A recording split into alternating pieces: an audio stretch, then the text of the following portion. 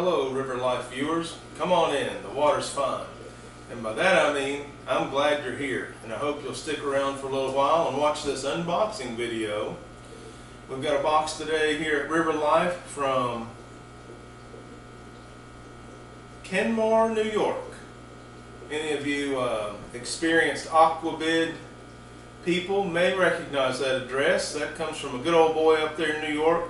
Goes by Lots of Fish, one word, on Aquabid. I'm excited to have won this, my first auction from Aquabid, from Lots of Fish. And let's just tear into it and see what we've got.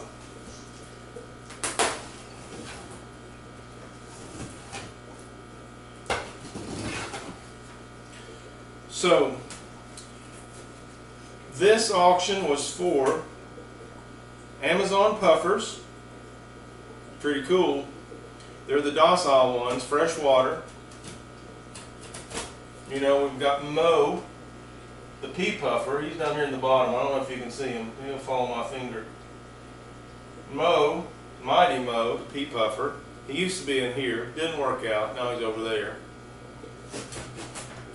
So these are going to be some bigger cousins of his. I've been busy in the fish room today,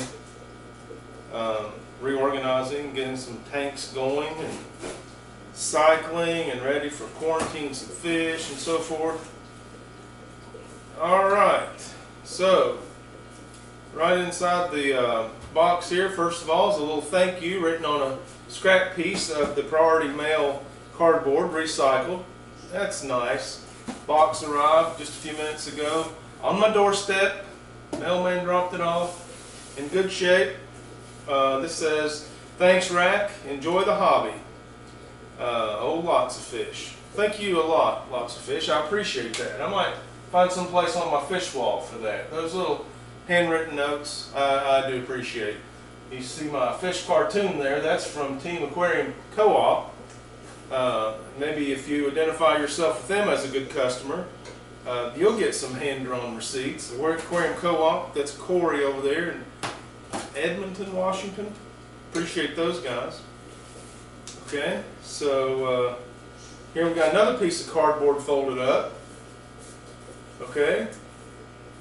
Alright, I'm going to comment on these. I appreciate the note, but I think I know what's going on here. Let's see what's in the box first. Got some plastic sticking up on the sides. Alright, styrofoam, standard, newspaper, it's good, recycled insulation going on there. Okay, got some blown insulation in here. Alright, keeping the bags from friction holes and so forth. I think this guy's done this a time or two. This is some sort of a freeze-dried plankton. Not mentioned in the auction, other than Lots of Fish often mentions in his listings, and I'll throw in some food for all of these guys. So, freeze-dried plankton. Alright, let's see here. Oh, I see one Amazon puffer looking good. Double-bagged fish. Okay. Actually, that's 2 bags, 2 Amazon puffers doing good. One's kind of large, like 2 inches. The other one's about 1.25 inches. Oh man, those guys are cool. Cool. There's 2.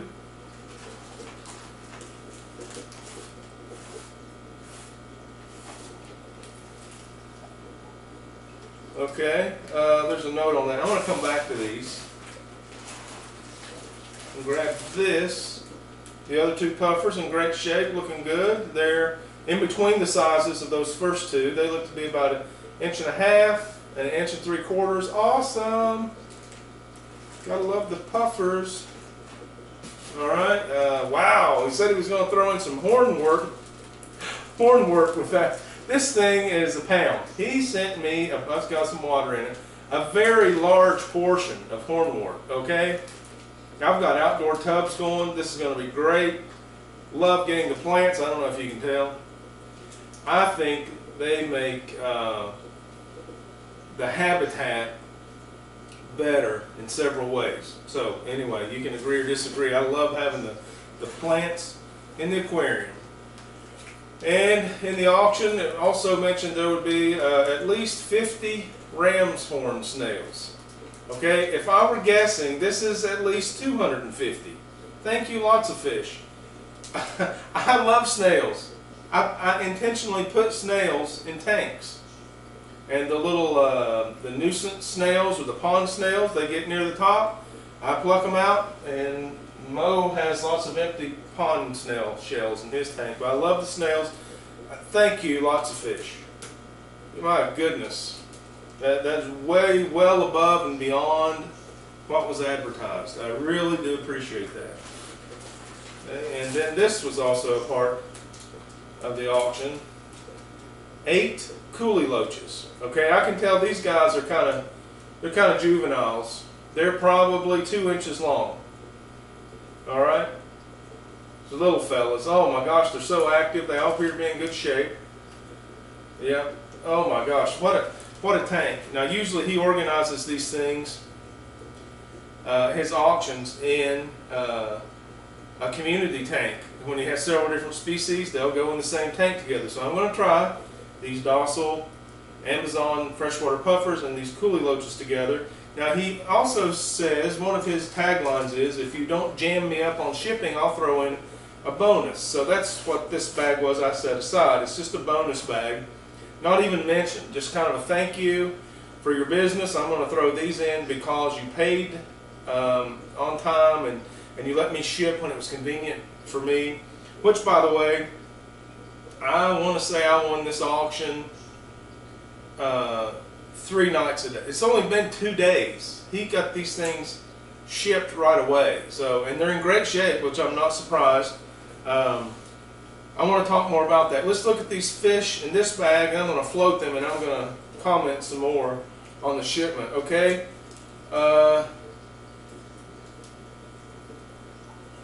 Let me see if I can figure out this.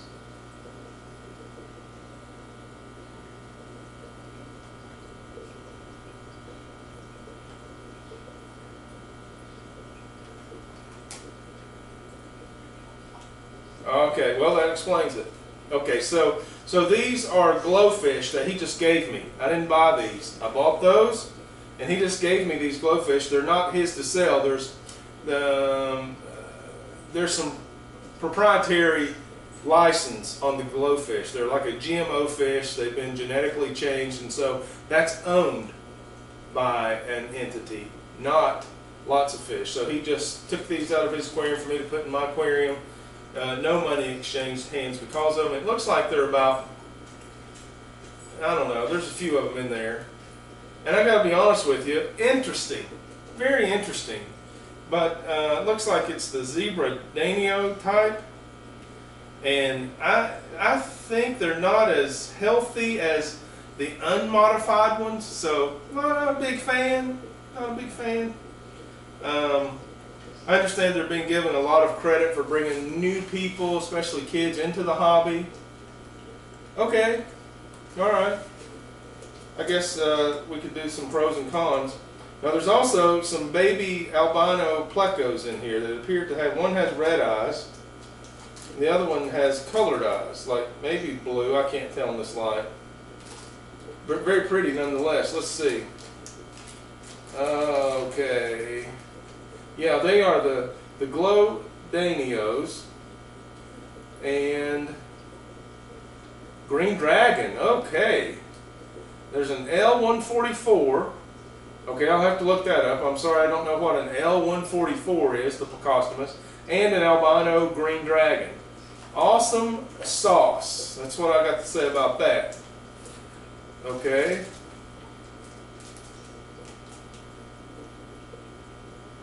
Okay, yeah, and he's encouraging me here not to forget that the Glofish are not legal to sell. If I don't want them, don't put them up for sale. Okay, no problem. Yeah, I'm not going to try to do that, but I am going to float these fish right now. If you'll excuse me, I'm going to step through the camera frame, yes, to the tank and float these fish. And we'll keep talking.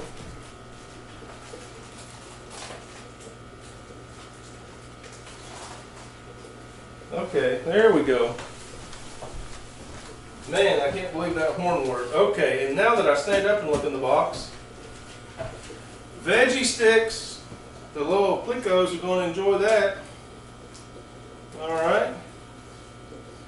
Got some more cardboard. We're going to talk about it. And lots of that blown insulation. LOTSOFFISH advertises on every auction that he does his own food mix you can buy from him. LOTSOFFISH mix number 2. Okay, another interesting thing about LOTSOFFISH auctions are that he plays old rock and roll in the background. Like sometimes you'll be jamming to some music not even recognizing that he's got this jukebox built in.